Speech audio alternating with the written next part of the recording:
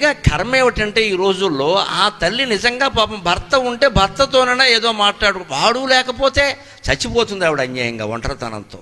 భార్య లేకపోతే భర్త పరిస్థితి ఏమిటండి? 60 ఏళ్ళు 70 ఏళ్ళు వచ్చాక భార్య పోతే అంతకంటే పెద్ద దౌర్భాగ్యం ఇంకోటి లేదండి. మగాడికి ముఖ్యంగా ఆర్థికమైన లోటు లేకపోతే ఆడవాళ్ళకి ఏదో నడిచిపోతుందండి. ఎందుకంటే వాళ్ళ కాఫీ వాళ్ళు కాచుకుంటారు, ఇంత ఉడకేసుకుంటారు. మా మగాళ్ళ బతుకులు ఏంటంటే అన్నిటికీ ఆడవాళ్ళ మీద ఆధారపడతాం. మాది పూర్వతరం, బాగా చేసేవాళ్ళే దొరికారు మా అదృష్టం కొద్దీ, మమ్మల్ని చేయనివ్వరు వాళ్ళు. అందుకే ఏమన్నా జరిగిందంటే ఇక వీడు అవుట్, వీడు కాఫీ ఇచ్చేవాళ్ళు లేరు ఇక్కడ ఇంట్లో. ఎందుకంటే భార్యను అడిగినట్టుగా కోడలను అడగలేమమ్మా, కష్టం అది.